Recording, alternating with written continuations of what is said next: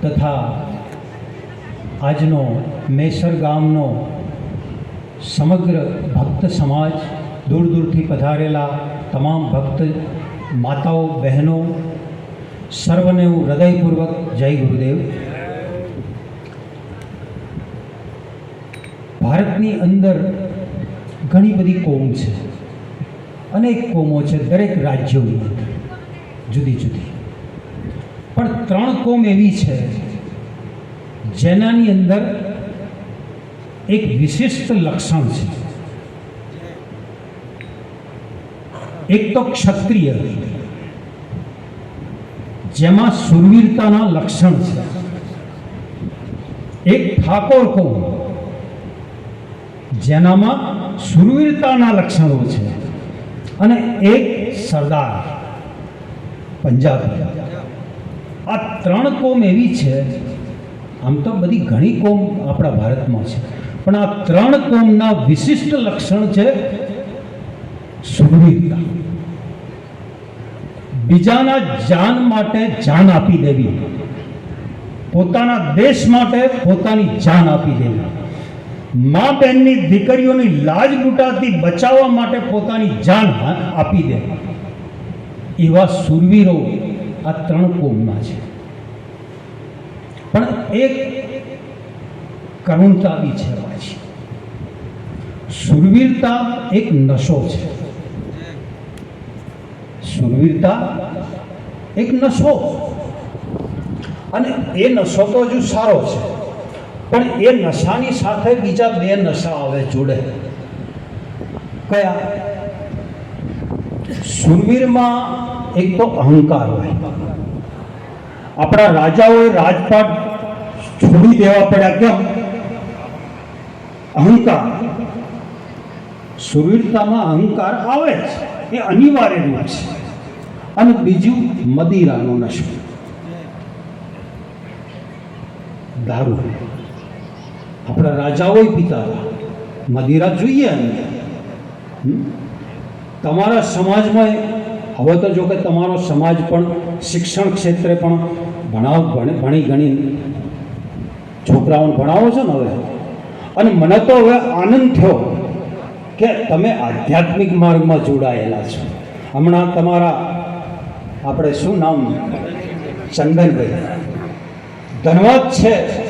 આ દેશની અંદર આવા નેતાઓની જરૂર છે, જે ગુરુમુખી હોય. એવી વ્યક્તિઓને જ વોટ આપો કે તે ધર્મ સાથે જોડાયેલો હોય. એ ગમે તે પક્ષમાં હોય, એના હાથે કોઈ મતલબ નથી.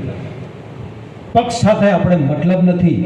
એવા વ્યક્તિને તમે ચૂંટીને લાવજો કે જે ધર્મ સાથે જોડાયેલો, જે સનાતન ધર્મ સાથે જોડાયેલો, જે ગુરુમુખી છે. હમણાં સદારામ બાપુની વાત કરી ને, ઓલિયો, મેં એમના દર્શન કર્યા છે. એમના આગળ ધનનો ઢગલો થતો હતો. કદાચ આ બધા મહાપુરુષોએ જોયા હશે. ધનનો ઢગલો થાય, આ નોટો, એક નોટ ખિસ્સામાં ના મૂકે. જ્યારે પ્રોગ્રામ પતે ને એટલે બધી નોટોને ભેગી કરી અને જેટલી હોય ને, જેટલા ઉપર મહાપુરુષો બેઠા હોય ને, હરખા ભાગે વેચીને ખંચેરીને હેડતા. એ ઓલિયો પુરુષ હતો, એ વાત સાચી છે. ધારે તો કરોડો રૂપિયા ભેગા કરી શકતો હતો એ માણસ. આ અનુભવી વ્યક્તિ હતો. આજે તો જ્ઞાનીઓ ખૂબ વધી ગયા છે, તમને કહું. પણ અનુભવી આત્મજ્ઞાની વ્યક્તિ કોક મળે, આવો ઓલિયો પુરુષ. અને એ માણસ તમારો જીવન પલટો કરી નાખે. ખાલી 2 કલાક પ્રવચન કરી દેવાથી મેળ પડે એવો નથી. આ ભજન એ ગાવું, બજાવવું, મંજીરા કૂટવાનો વિષય નથી. પેલું આપણે વરઘોડો કાઢીએ ને, ફૂલેકું કાઢીએ એટલે પેલા ડીજે ને બધું બોલાવીએ. પેલો વરરાજા આલે અને 2000 રૂપિયા બરોબર વગાડજો. આમ થાકી જવા જોઈએ નાચવાવાળા, એવો વગાડજો. બરોબર 2 દાડા સુધી એવા કૂટે વગાડું. અને પછી બધું પૈણીને ઘેર આવું ને, અને પછી વરરાજા થાકીને બેઠો હોય, અને પછી પેલા ડીજેવાળા વગાડવા માંડ્યું એટલે પેલો વરરાજા શું કહે, એટલે મિલ્ક માથાકૂટ. એટલે ચમડી વગાડવા તો બધી 2000 રૂપિયા એને પહેલાં હાલ્યા હતા અને હવે માથાકૂટ લાગવા મળી.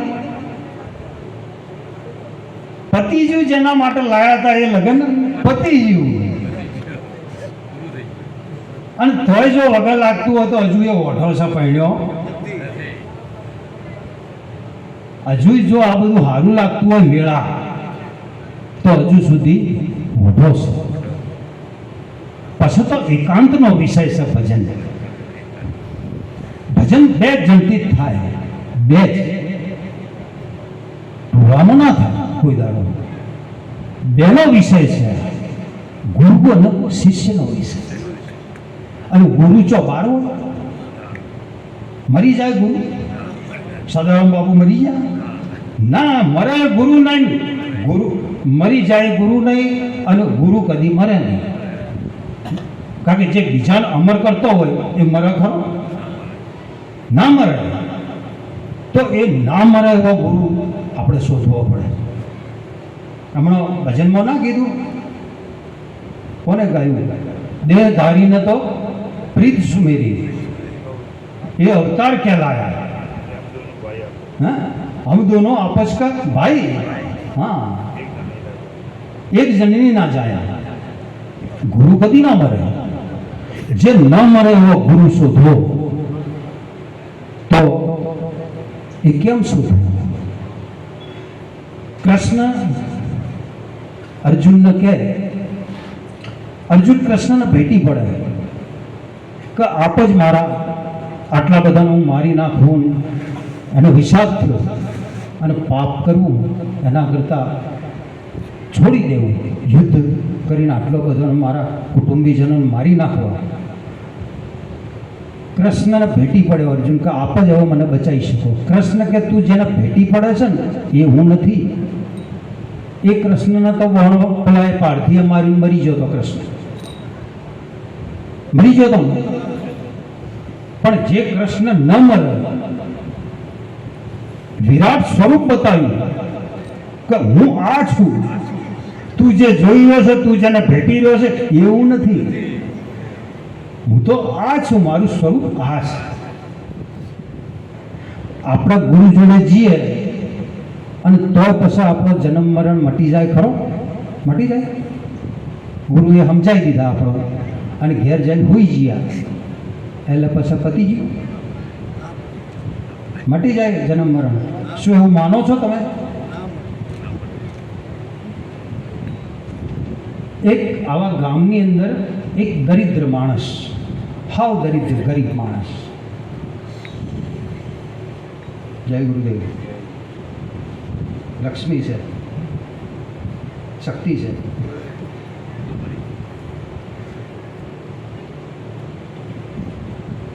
આ ગામ તો જો કે તમે બધા ગુરુમુખીઓ છો, સત્સંગીઓ છો, બહુ સંસ્કારી ગામ છે. વર્ષોથી મારા પિતા અહીંયા નિર્ભયનાથ મહારાજે ઘણા સત્સંગ આપ્યા છે, એટલે વધારે કંઈ વિશેષ કહેવા જેવું નથી. આપમાં તો કોઈ એવા સંસ્કારો પણ નહીં હોય એવું હું માનું છું. આપણે ક્યાં વાત હતી? હા, એક ગામની અંદર આવું ગામ હતું અને દરિદ્ર માણસ બિલકુલ. હવે એટલો ગરીબ, ખાવાના ફોફા, અને એની અંદર આવા કોઈ મહાત્મા પુરુષ એક દિવસ આવ્યા. સિદ્ધ પુરુષ હતો એ. અને આ માણસ આવ્યો કે વર્ષોથી હું ગરીબ માણસ છું, મને કંઈક ઉપાય બતાવો આ દરિદ્રમાંથી બચવાનો. ઘણી મહેનત કરું છું પણ કંઈ ખાવાનું મેળ પડતો નથી. એટલે મહારાજે જોયું ધ્યાનમાં બેસી, બહુ સિદ્ધ મહાત્મા હતો. આજુબાજુ બીજા ગામના લોકો બેઠા હતા એટલે મહારાજને થયું કે જો આને જાહેરમાં કહીશ તો ગામવાળા એને લૂંટી લે. એટલે મહારાજે એક યુક્તિ કરી, એક ચિઠ્ઠીમાં લખ્યું, 2 લીટી લખીને આલી કે આ ચિઠ્ઠી ઘેર લઈ જા. લઈ ગયો, ઘેર લઈ જઈ ચિઠ્ઠી વાંચીને મંદિરમાં મૂકી અને સૂઈ ગયો. રોજ આ ચિઠ્ઠીને વાંચે અને સૂઈ જાય. હવે આની દરિદ્રતા દૂર થાય ખરી? 1 વર્ષ થઈ ગયું પણ દશા એની એ જ રહી. કોઈ મેળ પડ્યો. વળી પાછા મહારાજ આવ્યા અને ફરી પેલો આવ્યો. મહારાજના આશ્ચર્ય થયું કે હજુ સુધી ચમ આમના આમ છે. એટલે કે મહારાજ તમે તો મને મંત્ર આલ્યો, હું રોજ વાંચું છું, એની પૂજા કરું છું, પણ કોઈ અમૃત મળ્યું પણ અમર થયો નહીં. પીવાની જુક્તિ ન જોણી, કો તો ઘટમાં જ્યું નહીં અને કો તો પીવામાં આવ્યું પાણી. જૂના ધર્મ લો જાણી સંતો જૂના ધર્મ લો. આ જૂના ધર્મ જીયા.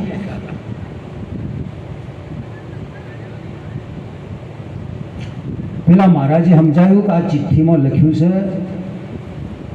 પશ્ચિમ દિશા અને ઉત્તર દિશાની વચમાં પોણિયારું છે તારા ઘરમાં. એટલે કે એ પોણિયારાના દોઢ મીટર નીચે ચરુ દાટેલો છે, ધન ભરેલું છે, ગળત એ ખોદવાનું છે તારે 1.5 મીટર. તારી દરિદ્રતા દૂર થઈ જાય. હવે ખોદવું પડે ને એને, એ ગુરુ ખોદી આલે કઈ ન ખોદવાનું. આ ખોદ્યું ને પૂજા કરી છો, હવે શની દરિદ્રતા દૂર થાય. આ થયું છે ઓમ. બાપજીએ તો આલી દીધું, પણ આપણે ઘેર જઈને હોઈ ગયા, કોઈ કરવાનું નહીં. કંઈક તો કરવું. એક ભ્રમ પેદા કર્યો છે કે કોઈ કરવું પડે એમ છે. ના ભાઈ, એમ ન મેળ પડે. એમ કોઈ આસાન નથી જન્મ મરણ આટલા વર્ષોથી છૂટી જવું કોઈ ન કરવાથી. એક એવો ભ્રમ પેદા જ્ઞાનીઓએ કર્યો છે કે બસ સમજી લો, આ સમજી લીધું પેલા, એટલે દરિદ્રતા દૂર થઈ જાય ખરી. ન થાય તો શું કરવું પડે? ગંગા સતી લખે,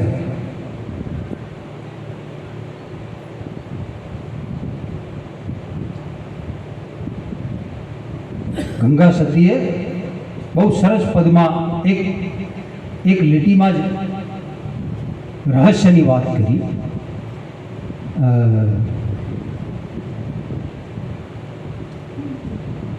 કેટલા એ ઓકળો લાવી ક્યાંથી? આ ગંગા સતી 21,600 શ્વાસ. 21,600 આ પદમાં કાંઈ કીધું છે ને ગંગા સતીએ? 21,600 આ ઓકળો ક્યાંથી લાવી ગંગા સતી? કંઈક એને શોધ્યું હશે ને. 21,600 તમે શ્વાસ આખા દિવસમાં લો છો. એક શ્વાસ તમે લો એટલે અંદર જતા 2 સેકન્ડ થાય અને બહાર કાઢતા 2 સેકન્ડ થાય. એટલે પૂરા શ્વાસના સર્કલને કેટલી સેકન્ડ થઈ? 4 સેકન્ડ થઈ. 21,600 ગુણ્યા 4 કરો એટલે કેટલી સેકન્ડ થાય? એટલે કેટલી થઈ? એને 4 કરો એટલે 86,600 સેકન્ડ થાય. 86,600 સેકન્ડના તમે મિનિટમાં કર્યું હોય એટલે ભાગ્યા 60 કરો. ભાગ્યા 60 કરો એટલે કેટલી થાય? 1440 મિનિટ થઈ. 1440 મિનિટના કલાક કરવા હોય એટલે એને ભાગ્યા 60 કરો એટલે કેટલા કલાક થાય? 24. આ 24 કલાકના તમારા શ્વાસ, એ શ્વાસ જો જતા રહે હાવ એળે કોઈ ભજન કર્યા વગર તો જન્મારો. હવે આ શ્વાસ સાથે કરવાનું છે શું એ તો આપણને ખબર નહીં. અને ઘેર જઈને હોઈ જઈએ કે અમારો જન્મ મરણ મટી ગયો, અમારા બાપજીએ તો દેશ આલ્યો કરો. ના, એમ મેળ પડે એવો નથી. આવી શંકા તો પાર્વતી નહીં થઈ હતી. પાર્વતીનો ઉપદેશ આલ્યો શંકરે, પણ સંશયમાંથી જ્યાં નહીં. આખી રામાયણ સમજાઈ અને કીધું કે જે પેલો રામ છે ને બ્રહ્મ છે, ઓળખી લે ને. પણ હવે સીતાજીની પેલો રાવણ ઉપાડી ગયો અને રામ વનમાં વૃક્ષોને પૂછે અને એને રુદન કરે સીતા માટે. એટલે પાર્વતીને શંકા જઈ કે આ બ્રહ્મ રોવે પત્ની માટે? આવો ભ્રમ થાય કે નહીં? આવો ભ્રમ થયો. શંકાઓ કોઈ દિવસ એવી રીતે મટે નહીં કે સમજી લીધું અને નીકળી જાય.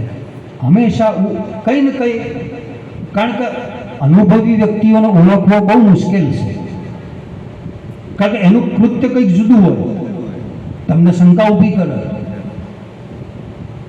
એવું હોય, કૃત્ય જુદું હોય, એ બોલતો કંઈક જુદું હોય. અનુભવી વ્યક્તિ એવું કૃત્ય કરતો હોય ને કે સમાજમાં કંઈક જુદી છાપ ઊભી કરે, આપણે એને સમજી ના શકીએ. કબીરને શું કર્યું? કબીરને તો તમે જો લાખો શિષ્યો હતા. હવે એની અંદર કબીરને એક એની ગાદી સંભાળે એના માટે એક શિષ્ય, પાટવી શિષ્ય ચૂનવું હતું. તે એમને યુક્તિ કરી એક મેળાવડો આવો રાખ્યો અને મેળાવડાની અંદર બધા શિષ્યોને બોલાયા અને મેળાવડો પ્રોગ્રામ રાખ્યો. એના પહેલાં 4 દાડા પહેલાં પેલા વેશ્યાના ત્યાં જઈ અને વેશ્યાને કીધું તારે બરોબર હું સત્સંગ કરતો હોય બ્રહ્મ જ્ઞાનનો અને તારે આવવા મૂક્યો જાહેરમાં આવી અને એટલું કહેવાનું કે પેલા તમે રોજ અઠવાડિયા સુધી આવતા હતા એના પૈસા બાકી છે આલજો. અને કહો તો આમાંથી કોકને કહેવરાઈ ગયું આટલું તારે. અરે કે બાપજી તમે કદી હું આ ભૂલાય પડ્યા નથી અને મારા જોડે તમે આવું પાપ, મેં તો કેટલોનો જિંદગી ખરાબ કરી હોય છે અને તમે મારી જોડે આવું પાપ કરાવો છો? નહીં, આ મારો આદેશ છે અને તારું કલ્યાણ કરી દઈશ, બસ તારે આટલું કરવાનું છે. સારું તાણ કે બાપનો આદેશ છે ને મારું કલ્યાણ થતું હોય તો હું કરીશ. ત્યાંથી ગયા પેલા માંસ વેચતો હતો ખાટકી, એનાથી કે પહેલી મેં વેશ્યા આવશે એના પછી તારા આપવાનું છે, તું આવજે અને કહેજે કે પેલું ખાવા માટે મારા ત્યાંથી લઈ જતા હતા ને એના 500 રૂપિયા બાકી છે, એ આલી દો અને કહો તો આમાંથી કોકને કહેવરાઈ દો એ તમારે આવીને કહેવાનું. અરે કે મારા તમે કદીએ હું ફરક્યા નથી ના, તારે આ કરવાનું છે, હું તારું કલ્યાણ કરી દઈશ. સારું કે મહારાજ એમ કરો. એના પછી ત્યાંથી જ્યાં પેલા પીઠાવાળાની દારૂ કે હવે તારે એના પછી તારે આવવાનું છે. આવીને તારે કહેવાનું કે પેલા હોજી તમે આવતા હતા ને પીવા બદલે એના પૈસા 200 રૂપિયા બાકી છે, એ અમને આવતા જાઓ. કહો તો તમારા શિષ્યોમાંથી કોકને કહેવરાઈ દો, આટલું તમારે કહેવાનું છે. કે મહારાજ તમે તો કોઈ દાડો આવ્યા નથી, પણ કે આવજે ને તું, તારું કલ્યાણ કરી દઈશ. કબીરે આ આખું ચોકઠું ગોઠવ્યું અને પછી આવો રાખ્યો મેળાવડો અને બધા શિષ્યો આવ્યા. બરોબર બ્રહ્મ જ્ઞાનની વાતો કરતા હતા કબીર અને પેલી વેશ્યા આવી કે મહારાજ એ તો બધું ઠીક છે પણ તમે તે દાડા આયા હતા મારા તો રાતી એના પૈસા બાકી છે, એ આલી દો અને કહો તો તમારા શિષ્યોમાંથી. એટલે જે મોદની બેઠી હતી ને એમાંથી ખાસા બધામાં ગળગળાટ થઈ ગયો કે હાય આમ તો વાતો જ્ઞાનની કરે છે અને આવું. એટલે 30% પબ્લિક ઉઠીને જતી કે હું તો ન બેહાય ભાઈ, આ તો પાખંડી છે. એના પછી પેલો ખાટકી આવ્યો એટલે એને આ વાત કરી કે પેલા પૈસા તમે લઈ ગયા હતા મારા ત્યાંથી ખાવા બદલે, પેલું લઈ ગયા હતા ને એના બાકી છે, એ આપી જજો. એટલે કે જો આ તો મોસાહારા કરે છે. એટલે બીજા જે 25% બેઠા હતા ને ઉઠીને રહો ને કે હોય તો ન બેહાયા તો. અને પછી પેલો આવ્યો પીઠાવાળો કે પેલા આવતા હતા 2-4 વાર તમે પીવા, એના બાકી છે. એટલે હવે 25% વધ્યા હતા ને કે હવે માફ કરો, હવે આખો મંડપ ખાલી, એક માણસ આમ નેચું ગાલીને બેસી રહ્યો ખાલી એક જ. પછી કબીર બોલ્યા કે તું ચમ બેસી રહ્યો છે ધરમદાસ? પેલો ધર્મદાસ કે મારે તમારા કૃત્ય સાથે શું લેવા દેવા છે, મારે તમારા જ્ઞાન સાથે લેવા દેવા છે. તમે શું કરતા હોય મારે શું લેવા દેવા, તમે મારા ગુરુ છો, તમે જે મને આલ્યું છે એના સાથે. હવે તમે શું કરો છો એ તો મારે ત્યાં શું જોવાની જરૂર છે. તે ઊભો થઈ જાય. એટલા માટે કબીરના લાખો શિષ્યો છે. આજે ધર્મદાસને તમે યાદ કરો છો, નહીં તો લાખો શિષ્યો હતા. અનુભવી વ્યક્તિનું કૃત્ય કંઈક વિચિત્ર પણ હોઈ શકે છે, એને ઓળખવો બહુ મુશ્કેલ છે. એને એક તો સમાજનો ડર ના હોય કે કાલ મને આ લોકો શું કહે, આવું કરીશ, એને સમાજની કોઈ પડી ના હોય. કૃષ્ણ યુદ્ધ કરાવી નાખે, શિશુપાલનું માથું ચીરી શકે અને એ રણ છોડીને ભાગી બી શકે. પેલો કાળયવન પાછળ પડ્યો ને એટલે રણ છોડીને ભાગવું પડ્યું કૃષ્ણને, ભાગવું પડ્યું. એને એ વિચાર ન કર્યો કે કાલે ઇતિહાસની અંદર મને ભગોળો ગણવામાં આવશે, એના ઉપરથી તો નામ પડી ગયું રણછોડ. એ ચિંતા ન કરે અનુભવી પુરુષ કે કાલે ઇતિહાસમાં મારા નામે શું થશે. એનું કૃત્ય એવું હોય છે. એ અનુભવી પુરુષ છે. અનુભવી પુરુષના હું જે આ વાત કરી રહ્યો છું એ શિવજીને આ પાર્વતીના આવી શંકા ગઈ. એટલે શિવજી નથી થયું કે હવે આનો ઉપદેશથી મેળ પડે એવો નથી. એટલે પછી શું કર્યું, એના કારણે શિવજીએ વિધિઓ આપી અને એનાથી ભારતના શું પૂરા વિશ્વના તંત્રનું વિજ્ઞાન. કયું તંત્રનું વિજ્ઞાન. આ શાસ્ત્ર દાર્શનિક શાસ્ત્ર નથી, આ વૈજ્ઞાનિક શાસ્ત્ર છે. એમાં વિધિઓ છે, આત્મજ્ઞાન કઈ રીતે પ્રાપ્ત થઈ શકે એના પ્રયોગો છે. પ્રયોગો એના અને કેટલી વિધિઓ આપી, 112 વિધિ આપી શિવજીએ. કેટલી? એક નહીં, 112 વિધિઓથી તમે આ પોઈન્ટ સુધી પહોંચી શકો છો. જે શ્વાસની વાત કરીને તમને, એ શ્વાસ કોઈ હવા નથી. હવા તો ખાલી માધ્યમ છે અહીં અંદર લઈ જવા માટે અને બહાર કાઢવા માટેનું. એ તો ખાલી માધ્યમ છે. ઓક્સિજન પણ કોઈ પ્રાણ નથી. વૈજ્ઞાનિકોએ કીધું કે ભાઈ ઓક્સિજનથી આપણે જીવીએ છીએ. ના, હમણાં જાપાનની અંદર એક વૈજ્ઞાનિકે શોધ કરી કે જે આપણે શ્વાસ લઈએ છીએ એ માત્ર ઓક્સિજન અને હવા નથી. એની અંદર એક જીવંત ઉર્જા બી છે જે આપણને જીવાડે છે, જે વિજ્ઞાન માઇક્રોસ્કોપથી પકડી શકે એવી છે નહીં. એને નામ આપ્યું બાયોલોજિકલ એનર્જી. બાયોલોજિકલ એનર્જી, જૈવિક ઉર્જા. એ માત્ર ઓક્સિજન કે હવા નથી, એ તો માત્ર અંદર લઈ જવા માટેનું અને માધ્યમ છે હવા તો. બાકી જાય છે શું? જૈવિક ઉર્જા જે આપણને જીવાડે છે. એ અંદર જાય છે અને બહાર આવે છે. શ્વાસનું જે સર્કલ થાય છે, આ તંત્રની પહેલી વિધિ જે શિવજીએ આપી એ હું તમને કહું. તમે તો બધા બહુચરના વંશજો કહેવાય ને, આપણી કુળદેવી જેને આપણે માનીએ એ આપણી માં, બરોબર, એના વંશજ છો. તો કુળદેવીનું વાહન શું? કુકડો. કુકડો શાનું પ્રતીક છે? જગાડવાનું પ્રતીક છે. સવારમાં સૌથી વહેલો કુકડો બોલે.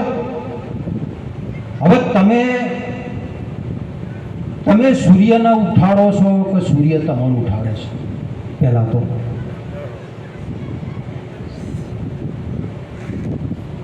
સૂર્ય ઉગે એના પહેલા જો તમે પથારી છોડી દેતા હોય તો તમે બહુચરના વંશજ. આટલું જરૂર કરજો. જો ખરેખર બહુચરના વંશજ હોય તો સૂર્ય ઉગે એના પહેલાં પથારી છૂટી જવી જોઈએ તમારે, એના પહેલાં જાગી જવું પડશે. અમારા શહેરો, મોટા શહેરોમાં તો અમારા માથે સૂર્ય આવે તાણે અમે ઉઠીએ છીએ. આ તો ગામડામાં તો ખેતીવાડીનો ધંધો છે એટલે બધા વહેલા ઉઠી જાય છે.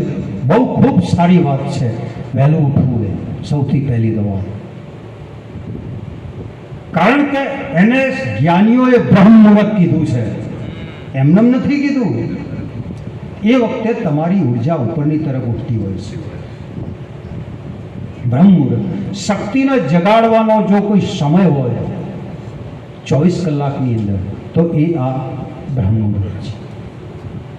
વહેલા ઉઠી જાઓ તમે, માત્ર આટલું જ કરો. હું શિવજીની એક સરળ વિધિ તમને આપું છું. આ વિધિથી આખું એશિયા આ વિધિ ઉપર કેટલાય લોકોએ બ્રહ્મને પામ્યો છે. આ શિવજીની વિધિ, બુદ્ધ આનાથી પામ્યા છે, મહાવીર આનાથી પામ્યા છે. એવી શિવજીએ 112 વિધિ આપી. એમાંથી 108 વિધિ સાત્વિક વિધિ છે અને 4 વિધિ તામસિક વિધિ છે. જે તામસિક વિધિઓ છે ને એ આપણા માટે, એ ગ્રસ્તીઓ માટે નથી. એ બધી જંગલમાં કરવાની વિધિઓ છે, એની વાત આપણે કરતા. પણ જે સાત્વિક વિધિ જે શિવજીએ સરળ અને પહેલી વિધિ આપી, જે હું શ્વાસની વાત કરી રહ્યો છું. શ્વાસ આપણો અંદર, હમણાં સરસ ભજન ગાયું વિજયભાઈએ, મનને કાબૂ કરવા માટે. કેવી રીતે કરશો મનને કાબૂ? જિંદગીભર, આટલી જિંદગીભર નહીં, સદીઓથી કેટલાય જન્મની અંદર મન બહાર ભટકી રહ્યું છે અને નહીં એટલું કોઈ આસાનીથી કાબૂ નહીં થાય. એટલે શિવજીને થયું કે હવે આને વિધિ સિવાય મેળ પડે, સમજાવવાથી મેળ તો પડે નહીં. એટલે 112 વિધિઓ આપણને મળી, એ આના કારણે મળી. એમાં આ પહેલી વિધિ કે તમારા મનને, મેં તમને સવારમાં ઉઠવાની વાત કરીને આટલું કરજો ખાલી.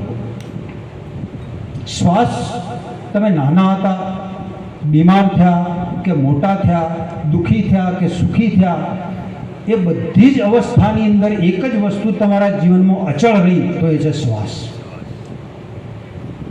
તમે નાના હતા તોય શ્વાસ હતો, મોટા હતા તોય શ્વાસ, બીમાર હતા તોય શ્વાસ ચાલુ હતા, બેભાન થઈ ગયા તોય શ્વાસ ચાલુ હતા. એટલે શ્વાસની જવાબદારી કુદરતે તમારા ઉપર, આપણા ઉપર છોડી. નકર હોઈ ગયો રાતે શ્વાસ લેવાનું ભૂલી ગયા કદી, એ આપણી જવાબદારી નથી. શ્વાસ લેવરાઈ જાય છે, તમે બેહોશ થઈ જાઓ તોય શ્વાસ ચાલુ હોય છે. એનો મતલબ આપણે શ્વાસ લેતા નથી, એ લેવાય છે. તો જરૂર કોઈ શ્વાસની અંદર કોઈ રહસ્ય છે. એ શ્વાસ માધ્યમ છે ભીતર જવાનું. એ શ્વાસની સાથે સાથે તમારું મન પરવું, મન પરવું. શ્વાસ અંદર જાય છે, એક એવો બિંદુ છે જ્યાં શ્વાસ એક ક્ષણ માટે રોકાય છે, એક ક્ષણ માટે રોકાય છે અને ત્યાંથી યુટર્ન મારે છે. શ્વાસ સીધે સીધો બહાર નથી આવતો.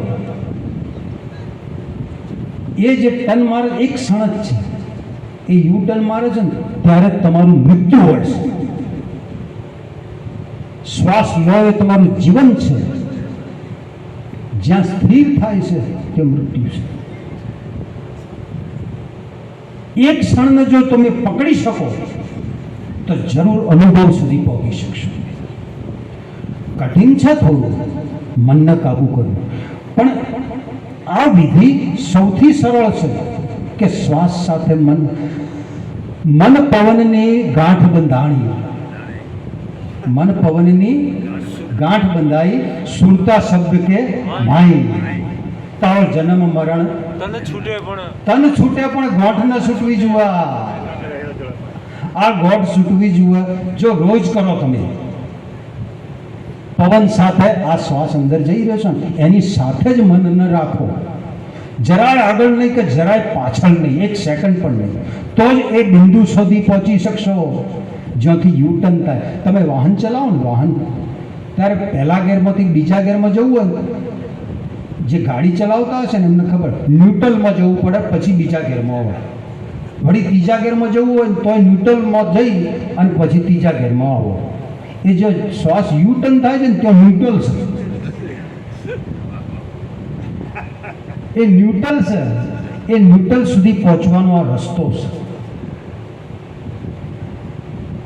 મનને તમે એની કદાચ શરૂઆતમાં થોડી તકલીફ પડે, બીજા વિચારો અને બાર. હું તો કહું છું તમે કોઈ મંત્રનો જાપ કરતા, નકર જાપમાં પાછો મન ચાતું રહે, પેલું શ્વાસ છૂટી જાય. કોઈ શબ્દ કે કોઈ મંત્રની જરૂર નથી. ફક્ત એ શ્વાસ સાથે મનને જોડી એની સાથે જ અંદર જાઓ.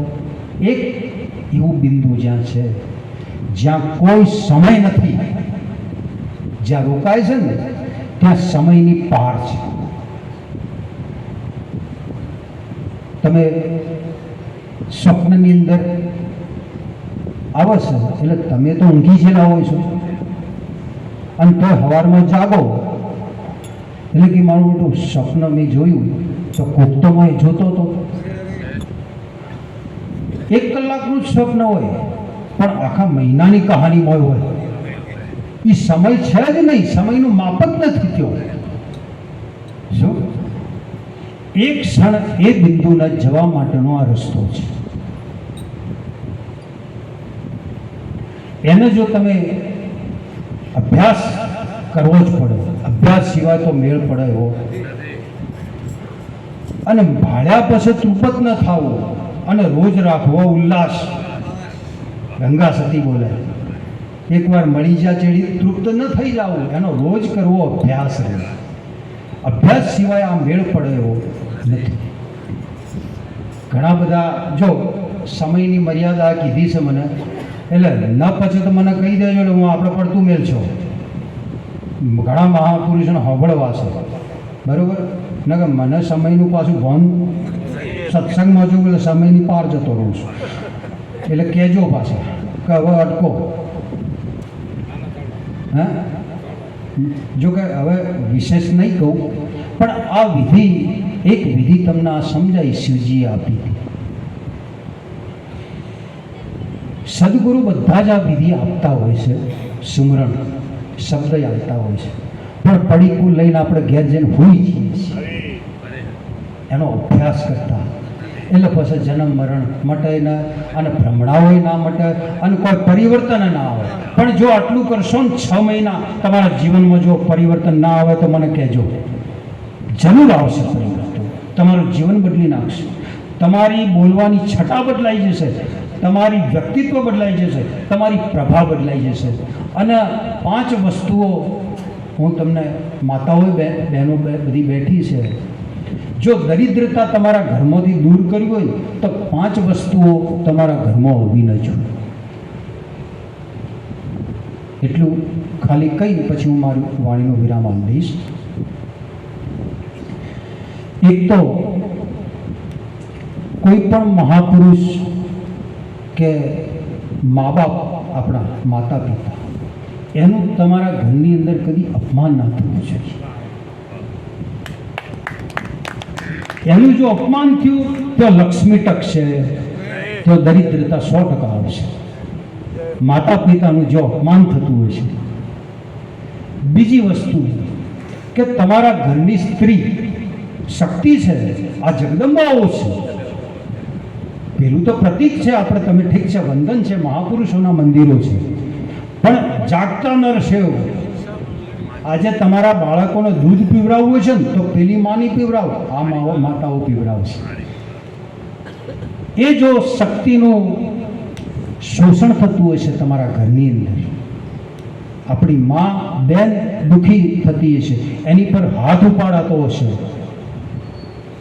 એ ઘરની અંદર કદી લક્ષ્મી ટકશે નહીં. કોઈ દિવસ સ્ત્રી ઉપર અત્યાચાર નહીં. નહીતર તમારા જીવનમાં થોડી સમય કદાચ લક્ષ્મી આવી બી હશે, ટકશે નહીં, દરિદ્રતા આવશે. ત્રીજી વસ્તુ, ઘરમાં આવેલો અતિથિ, ચાહે કોઈ સાધુ હોય કે જાણતો કોઈ ભિખારી જ હોય કે જાણતો કૂતરો જ હોય, તમારાથી જે બને આપજો, પણ એનું અપમાન ધટકારવાનો નહીં. જે ગરીબ હો તો જે તમારાથી ક્ષમતા હોય આપો, ન આપી શકતા હોય તો હાથ જોડીને ક્ષમા કરજો, પણ એને ધટકારી. કારણ કે કયા રૂપમાં કયો વ્યક્તિ આવ્યો છે શું ખબર, અને લેવા આવ્યો છે કે આપીને જવાનો છે એ શું ખબર આપણો. તમે ઘણી કહાનીઓ સાંભળી છે સાંઈ બાબાની. કૂતરું થઈને આવ્યો હતો પણ પેલા ધટકારો, ના ના તો સાંઈ બાબા આવવાના છે. એટલે કે હું આવ્યો તો હવે સાંઈ બાબાના જ રૂપમાં આવે એવું કોઈ જરૂરી છે મહાપુરુષ? એ તો કૂતરાના રૂપમાં આવે. એટલે કદી કોઈને આંગળે આવેલાને ધટકારશો નહીં. જો ધટકારો એના તો લક્ષ્મી ટકશે.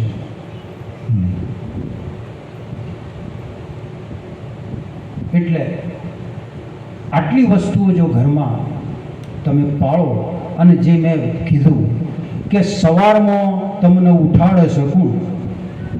સૂર્યને તમે ઉઠાડો છો કે સૂર્ય તમને ઉઠાડે છે? જો 8 વાગ્યા સુધી પડ્યા રહેતા હોય એના તો લક્ષ્મી ટક નહીં.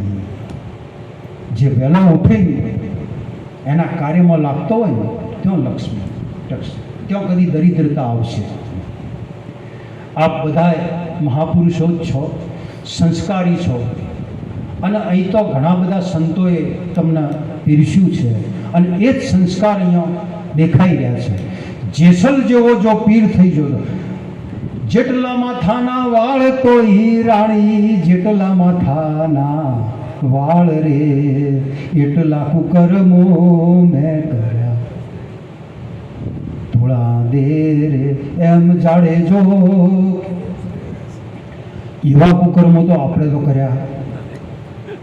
તો એ જો પીર થઈ શકતો હોય તો આવા મહાપુરુષો, અનુભવી પુરુષોના સંગથી આપણે કેમ ના થઈ શકીએ? એની વાણી, એમના શબ્દો ઉપર અનુસરવું પડે. ખાલી હોબળીને હોઈ જવાથી મેળ પડે? બોલો સદગુરુ વિશેષ બોલો તો ક્ષમા કરજો.